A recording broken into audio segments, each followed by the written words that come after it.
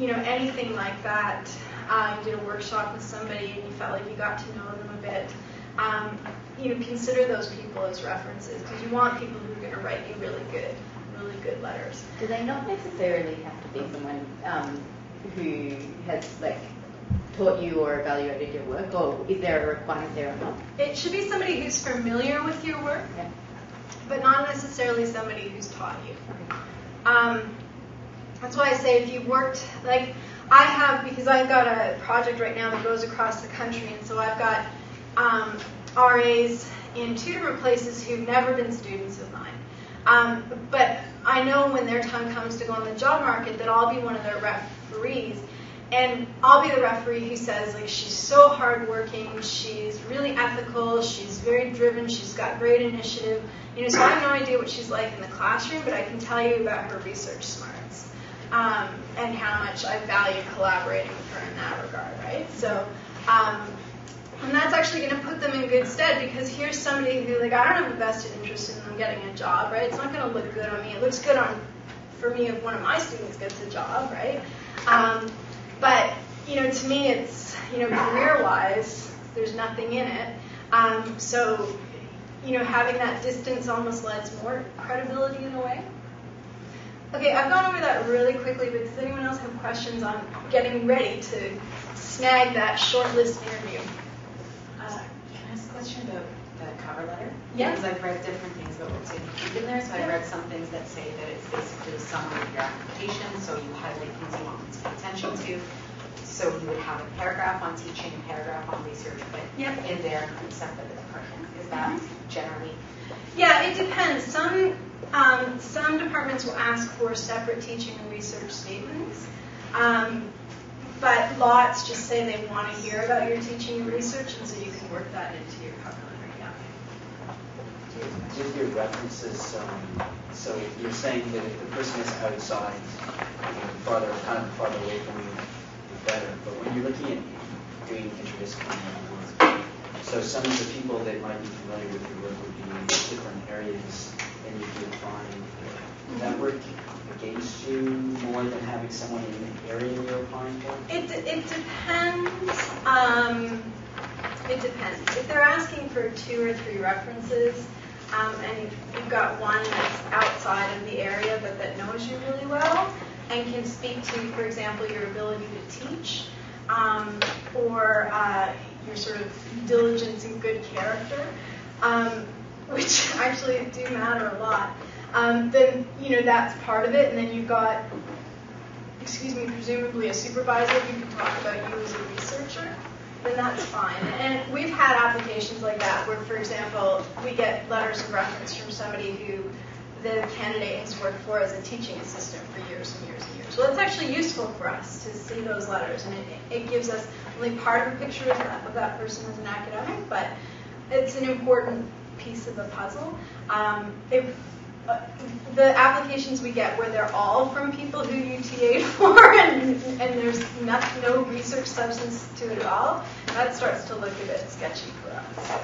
What if it were research, though, related? I'm thinking my research falls into a couple of different areas. Yeah. So if it were related to research, but sort of a different aspect of my research than I'd be applying for, would that be kind of seen as a bad thing, like you don't have depth enough in the area? Or? As long as you have somebody who can speak to the research that the job area is in. That's constructed grammatically correctly. Yeah, as long as there's one person you can vouch for that. Any other questions on putting together that dossier before I rock it on to the next thing?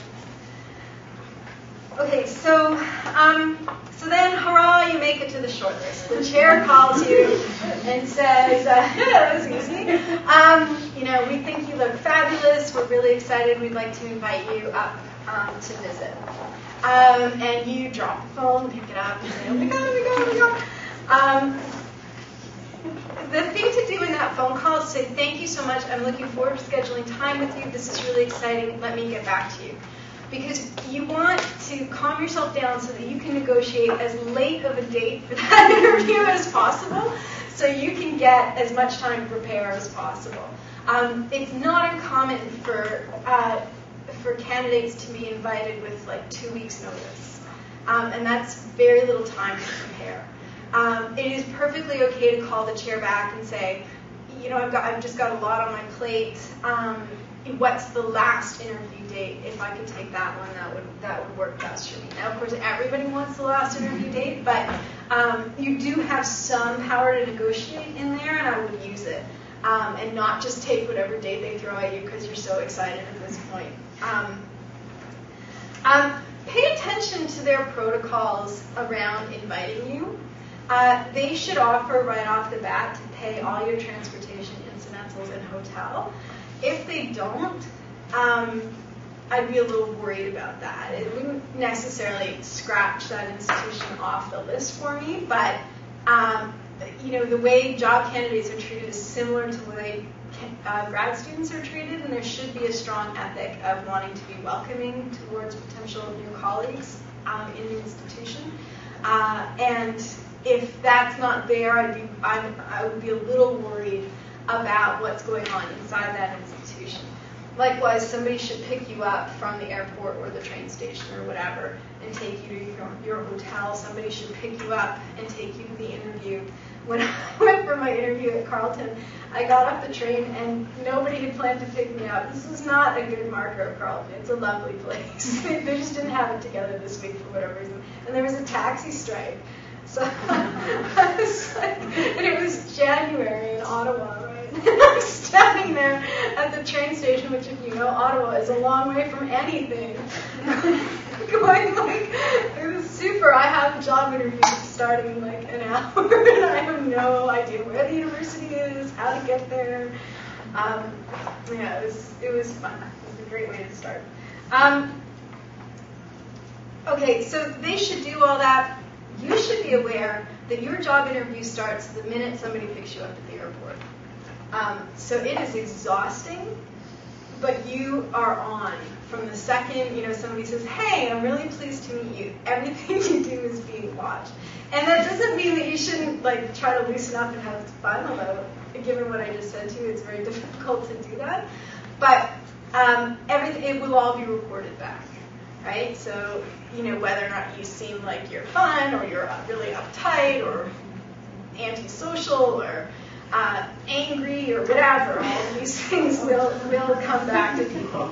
So, so just be aware that this, there is no time at which, while you're with colleagues from your potential new department, you should let your guard down completely because you are on stage the whole time. Okay, so when interview day or days, sometimes it stretches over 2 days, comes, there's usually 4 components to that process, 3 if you're just applying for a teaching position. If you're applying for an academic position, there's going to be a job talk. This is the thing that requires the most prep time. If you're applying for either a teaching position or a research position, there will be social time with colleagues, lunches, dinners, walking you to the next place, and so on. There will be a panel interview done by the hiring committee. And some schools, and depending on the position, will also ask you to do either a mock or a real lecture. Easily the most intimidating part of all of this is the job talk. But it's also the part where you have the most power and control. Because even though you've got a room full of your potential colleagues sizing you up, you also hold the floor for a good 45 minutes. And so in that time, you have a lot of space to really set yourself up for a lively and challenging but not aggressive conversation, hopefully afterwards. And also, hoping that the job talk precedes the interview to set yourself up for things to be asked about in the interview process down the road. The job talk should be sexy and interesting. Ummni is a great example. She came into our department and showed us a video of S&M, and half the people in our department were like, "Yay!" and half